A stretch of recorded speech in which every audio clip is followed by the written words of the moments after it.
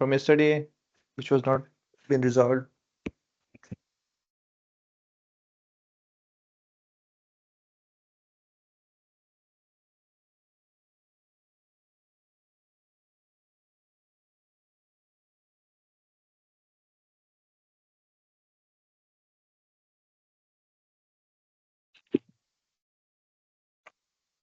Recording link सबको मिल चुका है ना?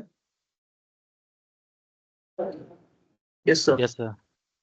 तो मुझे नहीं मिला रिकॉर्डिंग लिंक।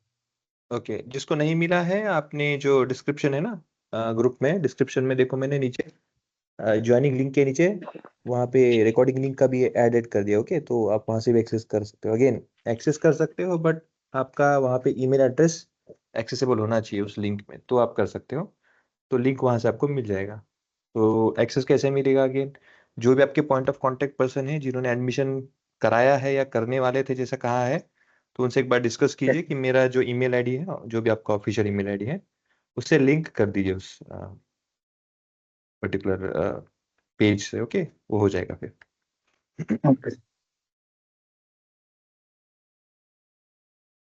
और जो एक कंसर्न है कि रोज का लिंक कौन सा रहेगा क्या है, तो फॉर एवरीवन मेक श्योर कि आप आपके व्हाट्सएप ग्रुप पे आने के बाद में देखो यहाँ पे ना डिस्क्रिप्शन में जो डिटेल्स दिए हैं, on the top you have this session link and recorded link करके नीचे यहाँ पे आपको रिकॉर्डिंग का लिंक मिल जाएगा।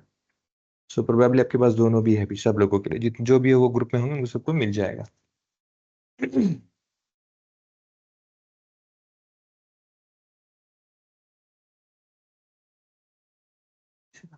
तो नहीं। हेलो।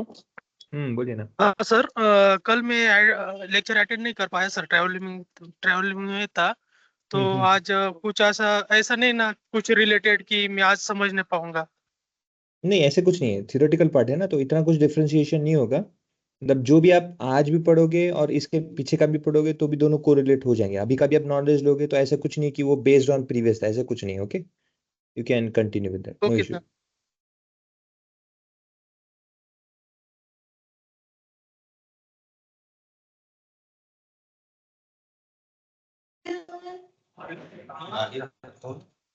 चालू है।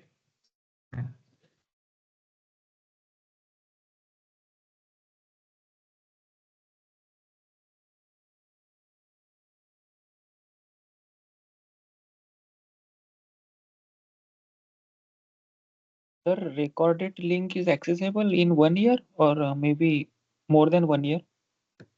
मेरे ख्याल से आपको कंटिन्यू मिलता रहेगा वो। आई थिंक उसके लिए ड्यूरेशन तो नहीं पता, बट आई थिंक आपका जब तक मतलब प्लेसमेंट, मेरे ख्याल से प्लेसमेंट के बाद भी होना चाहिए, बट एनी हाउ एक बार कंफर्म कीजिए जरूर। ओके, क्योंकि हो सकता है ना कि एक के बाद में शायद एक अपॉर्चुनिटी के बाद में शायद कुछ और अच्छा अपॉर्चुनिटी आएगा, तो आपको अगर बाद में फिर से रिवाइज करना होगा तो you might have that option also. Sir मैं बोल रहा हूँ ये जो प्लेसमेंट होती है टेम्परेरी बेसिस में होती है सर, जैसे आधे कंपनी में मिलती है वैकेंसी निकलती है 6-7 महीने की, आधे कंपनी में निकलता है फुल टाइम। तो जो प्लेसमेंट होती है फुल टाइम होती है डेटा हाँ, साइंस में। देखो कंपनी अगर आपको किसी भी मतलब किसी भी एक पर्सन को फुल टाइम पेमेंट या फिर फुल टाइम पे देती है तो फुल टाइम पे लेगी, वो तो कंपनी का रूल है ना। पर ऐसे कोई प्लेसमेंट में ऐसा नहीं होता है। ओके, प्लेसमेंट में हाफ या फुल ऐसा नहीं होता है। प्लेसमेंट तो जैसे कंपनी, जैसे आपने प्रेफर किया है कि मुझे फुल टाइम ही चाहिए, तो फुल टाइम के बेसिस में ही आपको कंपनी दी जाएगी, ऐसे पार्ट टाइम नहीं दी जाएगी। ओके। ओके।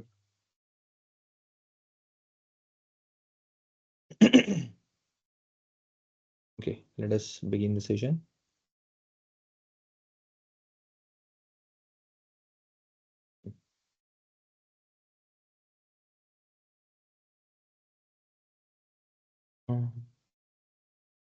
Yeah.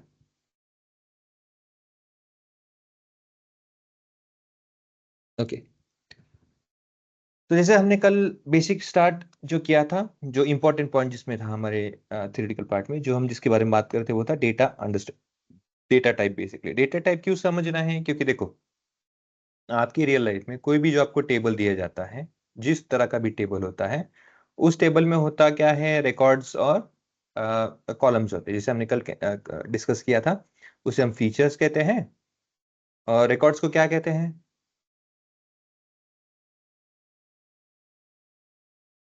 रिकॉर्ड्स को क्या कहते हैं? रो। और शेप, क्या कहते हैं? Tuples, tuple exactly, value, tuples. Now ये नेम वैल्यू। अच्छे, हाँ ये नाम अच्छे से ध्यान रखो कि डिटेल्स वैल्यूज वो भी कहते हैं। Remember that tuple is very much important because Python में बहुत आपको इंपॉर्टेंट रोल प्रोवाइड करके देगा ये, because we need to create that. Okay so you, और ये भी ध्यान रखिएगा जो भी आपका टेबल होता है ना, टेबल को इन टर्म्स ऑफ पाइथन देखोगे लैंग्वेज के बेसिस में उसे हम डिक्शनरी भी कहते हैं, DICTIONARY, डिक्शनरी भी कहते हैं। अच्छे से डिक्शनरी क्यों कहते हैं हम उसके बारे में अच्छे से डिस्कस भी करेंगे बिकॉज प्रैक्टिकली हम अप्लाई करेंगे, but yes there is something that you should also understand. So features होता है कॉलम, हाँ बोलिए। Mapping, mapping. Exactly correct, for mapping purpose also. So यहाँ पे कॉलम्स होता है फीचर्स, और रिकॉर्ड जो होते हैं आपके वो होते हैं रोज, या फिर उसे हम कहेंगे टपल्स। कभी भी देखना डायमेंशन की जब बात करती है कोई, आपको कोई पूछता है dimension, size, shape of your data, always it starts from, कैसे स्टार्ट होता है? फॉर एग्जांपल पकड़ लो कि आपके पास में लेट्स से 21 कॉलम्स हैं और आपके पास में लेट्स से 9994 रिकॉर्ड्स है। एक डेटा सेट है जो हम इस पे वर्कआउट करेंगे, उसी का शेप है ये। So we have this data. तो कैसे लिखूंगा मैं, अगर मुझे कोई पूछता है मुझे आपके डेटा का साइज बताओ? Exactly, correct. 9994, which is nothing but your records, and 21, which is your column. Exactly. So this is the format that you should always remember. कभी गफलत मत करना पहले 21 और ये, क्योंकि होता क्या है आपके हिसाब से ठीक है, आपको लगा कि 21 रिकॉर्ड्स मैंने पहले, कॉलम्स मैंने पहले बताया, बट जब सामने वाला रीड कर रहा है उसके लिए क्या हो जाएगा, 9994 रिकॉर्ड्स कॉलम हो जाएंगे। So it would be a huge blunder, बहुत बड़ा मेस हो जाएगा, वो नहीं होना चाहिए। So always remember R and C, पहले रिकॉर्ड फिर आता है column. Once you have that details, हमें किसी भी, देखो जैसे मैंने कहा था क्यों डेटा टाइप पहचानना बहुत इंपॉर्टेंट है। किसी भी डेटा सेट, किसी भी एक पर्टिकुलर कॉलम की जब हम बात करते हैं, whenever we are talking about one individual column और it's say one particular column, उस कॉलम के साथ में मैं किस तरह के डिफरेंट, जस्ट सेकेंड, हेलो, हाँ बोलो। अरे आपने फोन किया है, आप बोलिए मैम कौन? आपके यहाँ से कॉल आया था सर। अच्छा एक सेकेंड मैम, एक सेकेंड। पूजा, पूजा,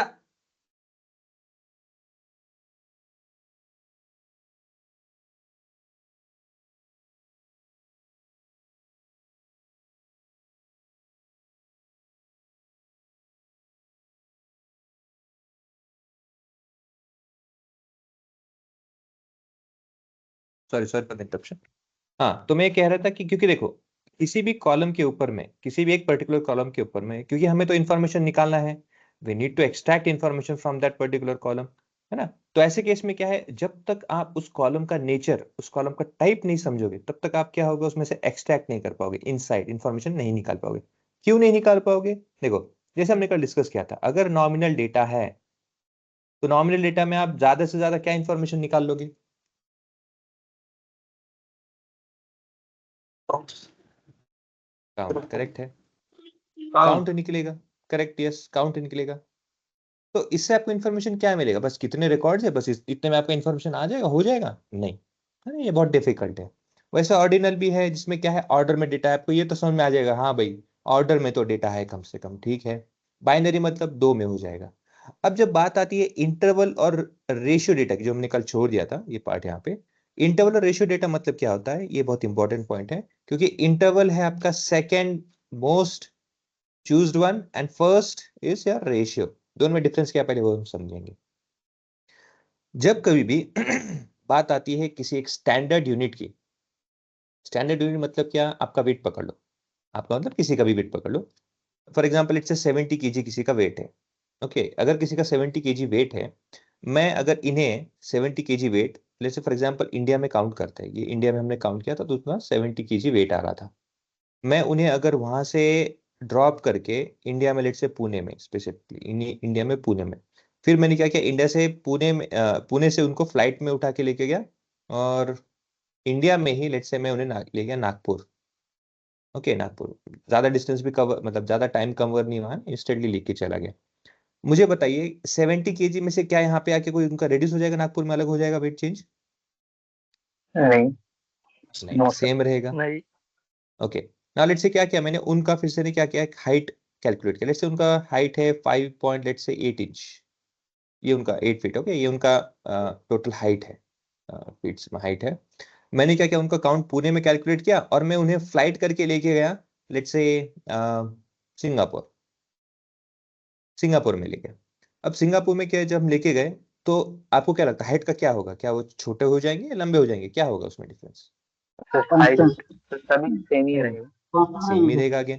इसका मीनिंग क्या है, ये जितने भी यूनिट्स हम डिस्कस करें ना, या जितने भी वैल्यूज यहाँ पे डिस्कस करें, दोज आर एब्सोल्यूट। ऐसा वो क्या है, एब्सोल्यूट है। एब्सोल्यूट मतलब क्या है, पॉजिटिव, और it will not change. Positive. हाँ, वो कभी भी कहीं पे जाके चेंज नहीं होगा। हाँ, अब यहाँ पे मून पे मत लेके जाए किसी को, तो मून में हो सकता है वेट चेंज हो, बट हाइट चेंज नहीं होगा। But we are not talking about on other planet something, but anyhow हम क्या कर रहे हैं यहाँ पे, जो भी हम वैल्यू यूज कर रहे हैं यहाँ पे 5.8 वेट हाइट पकड़ लो, वेट पकड़ लो, ये चेंज नहीं होता है। इसका मीनिंग क्या है, आप कोई भी एक analysis, this is related to analysis, that is not regarding the value, but whatever analysis that you have done, and let's say आपने कहीं एक पर्टिकुलर ए पॉइंट पे किया है, उसको आप रेफरेंस कहीं बी पॉइंट पे या कहीं सी पॉइंट पे, कहीं डी पॉइंट पे, कहीं पे भी आप उसे रेफरेंस ले लेते हो, ई पॉइंट पे भी, तो वो एनालिसिस या फिर वो जो वैल्यू रेफरेंस है, जो भी आप एनालिसिस कर रहे हो, उसका रेफरेंस क्या होता है, हमेशा सेम होता है। वहां पे भी वही रिजल्ट आएगा, यहाँ पे भी वही रिजल्ट आएगा। ये कहते हैं रेशियो डेटा। इससे कैसे, इसे रेशियो डेटा से रिलेट होता है, क्योंकि आप कहीं पे भी एक्सपेरिमेंट करो, आप कहीं पे भी उसे वर्कआउट करो, कहीं पे भी एनालिसिस करो, उसका किसी भी ज्योग्राफिकल, डेमोग्राफिकल, या फिर कहीं पे पर्टिकुलर एक प्लेस, इंटरवल, या फिर किसी एक पर्टिकुलर स्पेस टाइम के हिसाब से चेंज नहीं होगा। It will remain as it is anywhere.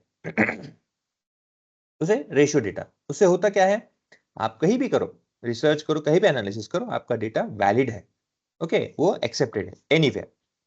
तो इंटरवल में क्या प्रॉब्लम है, इंटरवल में प्रॉब्लम ये होता है, फॉर एग्जांपल पकड़ लो कि डेमोग्राफिक इंटरवल या फिर डेमोग्राफिक इशू है, ओके, डेमोग्राफिक एक कंसर्न होता है, जो चेंज होता है तो आपका रिजल्ट भी चेंज होता है। कैसे, see let's say one person, a person who has measured the temperature of this particular area and of this particular room, और इस रूम में क्या किया उसने कैलकुलेट किया, तो यहाँ पे उसको पता चले कि this is having let's say 5 degree Celsius जो टेम्परेचर जेवायला है मा उसने। लेक्चरच टायमिंग असतो ना ह्यो जेवायला चल काय गाइस गाइस आवाज, ओके, तो 5 डिग्री सेल्सियस जो काउंट हुआ है डिग्री, इसने कैलकुलेट किया इस रूम का, तो उसे 5 डिग्री सेल्सियस काउंट करके मिला। अब यहाँ पे क्या हुआ, that person called another person who came from let's say desert area. अब डेजर्ट एरिया मतलब क्या है कि वहां पे भाई बहुत गर्मी होती है, बहुत अच्छा खासा हाई टेम्परेचर रहता है। वो यहाँ पे आके उसे ऑब्जर्व, उसे पूछता है कि आपको ये 5 डिग्री सेल्सियस जो ये टेम्परेचर है, ये आपको किस तरह महसूस, how you are feeling regarding this. और वही सी पर्सन को बुलाते हैं और वो बोलते हैं कि अब सी पर्सन कहाँ से आया, लेट्स से कि ये आपको कोई ना मतलब पहाड़ों से, या फिर लेट्स से कोई आर्कटिक ओशन, ओके, आर्कटिक या फिर ऐसे ऐसे ही रहे जहाँ से बर्फ कंटिन्यू रहता है, वहां से आया बंदा, अपने सियाचल से आया फॉर एग्जाम्पल पकड़ लो, बहुत ऊपर के हाइट से, बर्फ कंटिन्यू वहां पे रहती है, -20 -20 डिग्री -30 डिग्री रहता है वहां पे, वहां से इसको यहाँ पे बुलाया गया उनको। अब दोनों का आपने क्या किया, ऑब्जर्वेशन चेक किया कि भाई 5 डिग्री सेल्सियस इस बी पर्सन के लिए जो डेजर्ट से आए, जो हॉट टेम्परेचर एरिया से आए, और जो कोल्ड टेम्परेचर एरिया से आए, दोनों का ऑब्जर्वेशन में आपको क्या लगता है, बी वाले का क्या रहेगा, सी वाले का ऑब्जर्वेशन क्या रहेगा? फिर सी वाले को ज्यादा गर्मी लगेगी, डी वाले को कम लगेगी। सी वाले को से ज्यादा टेम्परेचर महसूस होगा एज कम्पेयर टू ए। नहीं, आपको ए, ये बी और सी में कंपेयर करना है, जो डेजर्ट से आया है और जो ऑलरेडी आर्कटिक से मतलब ठंडी से आया है, तो ये 5 डिग्री सेल्सियस का क्या डिफरेंस ऑब्जर्व होगा? तो हम लोगों को दोनों को इससे कंपेयर करना है, ए से करना है या बी और सी से कंपेयर नहीं करना नहीं, 5 डिग्री से ही कंपेयर करना है, ये वैल्यू से कंपेयर करना है, इसका है। ऑब्जर्वेशन क्या रहेगा और इसका ऑब्जर्वेशन, बी वाले को तो सी ज्यादा वाले ठंडा को लगेगा। कोल्ड लगेगा और ए वाले को हॉट। ओके, सी वाले को उतना कुछ डिफरेंस नहीं लगेगा, बट बी डिफरेंस वाले नहीं को लगेगा। कोल्ड के बेसिस में डिफरेंस लगेगा। क्यों? बंदे हॉट डिग्री से आया, हॉट टेम्परेचर से आया, तो उसका ऑब्जर्वेशन ऑब्वियसली एकदम कोल्ड रहेगा।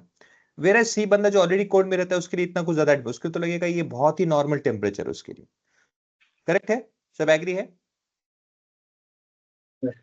यस ओके, नाउ यस यही analysis when we are saying this yes 5 degree Celsius as a value, now you can understand that ये जो ऑब्जर्वेशन है, ये क्यों एक पर्टिकुलर, ये ऑब्जेक्टिव क्यों नहीं है, ये ऑब्जेक्टिव क्यों नहीं है? इसका रीजन क्या है? दिस वैल्यू डिग्री जब हम बोलते हैं temperature, this value does not have, this unit does not have zero which is absolute value. Zero absolute value, इसका मीनिंग क्या हुआ एब्सोल्यूट नहीं मतलब? मैं बताता हूं आपको। लेट्स से कोई बंदा शॉप में जाता है और शॉप में जाने के बाद में फॉर एग्जांपल रास्ते में उसका कोई वैलेट गिर गया, कुछ प्रॉब्लम ऐसा हो गया कि उसके पास में अभी मनी नहीं है देने के लिए। जो अभी तो ठीक है यूपीआई आ चुका है, अभी मैं आपको थोड़ा पीछे लेके जैसे 20 साल पहले की बात करता हूँ। उस समय क्या था कि डेबिट कार्ड क्रेडिट कार्ड कुछ भी नहीं था, सिर्फ कैश था, तभी हम ये कर सकते थे शॉपिंग। फॉर एग्जाम्पल पकड़ लो, अब बंदे का वैलेट घर में रह गया, क्यों गिराना बेचारे का, क्यों लॉस करना, लेट्स से घर में भूल गया वो। अब ऐसे केस में वो शॉपिंग मॉल में जाता है, या फिर मॉल तो उस टाइम भी नहीं, शॉपिंग करने जाता है, और क्या होता है कि भाई वो जो उसको पसंद आता है वो नहीं ले पाता है, खरीद नहीं पाता है। क्यों? क्योंकि उसके पास में जीरो मनी है। उसके पास में zero money. Zero meaning meaning क्या है? मनी मतलब nothing. Means whenever we talk about zero as a value, it has an absolute meaning. Absolute meaning है zero here means nothing. But when I say 0 degree Celsius, do you mean कि that 0 degree Celsius मतलब temperature ही नहीं है? Does it mean like this? No. Zero degree Celsius measure होता है ना, जब -10 Yes. जा सकता है तो 0 डिग्री होता ही है ना।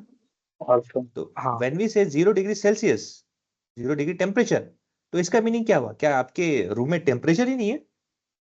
No, no, that is not the meaning. Meaning means zero एक value है. एग्जैक्टली इसका मीनिंग क्या है? जीरो जब हम बात करते हैं अलग यूनिट्स में, zero this means there is nothing. It implies that there is no presence, there is nothing as a presence over there. But 0 degree Celsius यहाँ पे क्या करता है? इट अप्लाइज कि वहां पे वैल्यू है, and zero value has some meaning over there.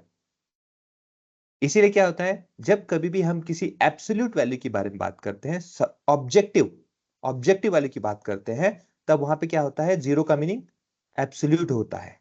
वहां पे जीरो मतलब, जैसे फॉर एग्जांपल पकड़ लो, एक पॉइंट से मुझे दूसरे पॉइंट में, जैसे ए पॉइंट से बी पॉइंट पे मुझे ट्रैवल करना है। ओके, तो और ये है और ये यहां से आया।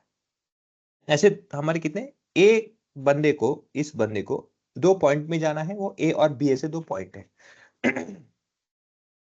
अब ए के आगे फॉरवर्ड डायरेक्शन में जा रहा है तो पॉजिटिव, और पीछे जा रहा है तो नेगेटिव। क्या कभी आपने ऐसे कैलकुलेशन देखा है?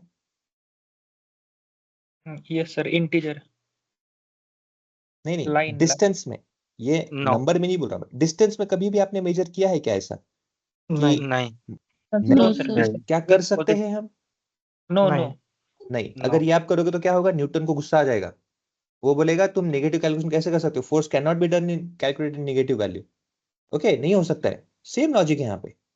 ओके, तो यहाँ पे क्या कहते हैं कि once a has to travel to see, भले ही अपोजिट डायरेक्शन में भी क्यों ना हो, वो नेगेटिव नहीं हो सकता है, it has to be positive only.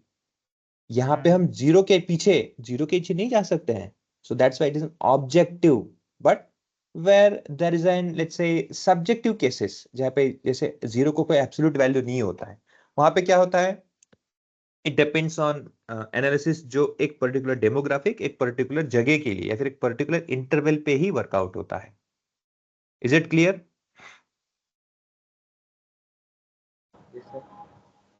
उसे सब्जेक्टिव कहते हैं। ओके, अब ये कौन से जगह पे एनालिसिस होगा या फिर कैसे इसका एग्जांपल दूंगा मैं आपको। देखो, फॉर एग्जांपल ये एक रूम है, this is one of a room, it's ये ए रूम है। इसमें क्या किया है कि ये एक पॉइंट है, ये एक पॉइंट है, ये एक पॉइंट है, ये एक पॉइंट है और एक सेंटर पॉइंट है। ऐसे 5 पॉइंट है इस ए रूम के।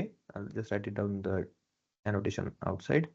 ए रूम है, ऐसे 5 पॉइंट है। उस 5 पॉइंट पे क्या है, हमने टेम्परेचर मेजर किया है 5 days with 5 points of temperatures. तो होगा क्या? फर्स्ट डे के बारे में बात करोगे तो 0 0 0 0, 0 नहीं, कुछ वैल्यू लिखते हैं, 10 डिग्री सेल्सियस, सेल्सियस नहीं लिखूंगा, लेट्स से 10 15 20 13 18। नाउ यहाँ पे आप ऑब्जर्व कीजिए, फर्स्ट डे में अगर ये आपका ऑब्जर्वेशन है, तो नेक्स्ट डे में क्या हो सकता है ऑब्जर्वेशन? बताइए। सब पॉजिटिव या तो वो पॉजिटिव भी हो सकता है। हम्म इससे ज्यादा भी हो सकता है या कम भी हो सकता है। कितना हो सकता है? क्या 100 डिग्री हो सकता है? हाँ सर, हम्म 1 डिग्री का फर्क होगा। एग्जैक्टली सी 100 डिग्री सेल्सियस होना इट्स नॉट पॉसिबल। व्हाई? मैं ये नहीं कह रहा हूँ कि पॉसिबल ही नहीं है, I am not saying that. हाँ, कोई कुकर ला के अंदर देगा वो डिफरेंट स्टोरी। कहने का मतलब क्या है, ऑन आइडियल सिनेरियो जब आप 5 पॉइंट यहाँ पे कैलकुलेट कर लेते हो तो ऑब्वियसली नेक्स्ट डे में क्या होगा, भले ही धूप आए भले ही कुछ भी हो, उसका चेंजेस क्या होगा, +2 -2 इसके बीच में ही चेंजेस हो गए उस रूम में, इजंट इट? तो इसका मतलब क्या है, 11 हो सकता है, 12 हो सकता है, 8 हो सकता है, ये वैल्यू को डिफरेंस हो सकते हैं। सडनली तो 100 डिग्री सेल्सियस नहीं होगा। इसका मीनिंग क्या है, एक पर्टिकुलर इंटरवल के बेस में ही वैल्यूज आएंगे यहाँ पे। Suddenly 50 degree Celsius, suddenly 31 degree 30 degree Celsius, ऐसा नहीं होगा। इसका मीनिंग क्या है, this observation is bound with in an interval. एक मिनिमम वैल्यू रहेगा, एक मैक्सिमम वैल्यू रहेगा, उसके बीच में रहेगा। उस तरह के किसी भी ऑब्जर्वेशन को, किसी भी तरह के इस ऑब्जर्वेशन को, इस तरह के हम क्या कहते हैं, interval data. Is it clear? Yes sir. For example, एक पर्टिकुलर जॉब के लिए आपको अप्लाई करना है, बट उन्होंने क्राइटेरिया क्या रखा है, 20, आपका एज जो है 20 से लेके you have to be within 20 to let's say 35 as. इसका मीनिंग क्या हुआ, एनालिसिस कहां तक होगा आपका, सिर्फ इस इंटरवल के बीच में ही रहेगा। सेम एनालिसिस जो मैं इसके बीच में करूंगा, क्या मैं ये analysis between it's a 6 year और 15 ईयर के बीच में कर सकता हूं क्या ये analysis? No sir. will it give a proper observation, will it give a good insight about this अगर मैं कंपेयर करूंगा इस तरह से? No, sir. ऑब्वियसली। तो ऐसे केस में क्या है, whenever you have a defined interval, एक स्पेसिफिक डेटा के बीच में आपका डिटेल दिया है,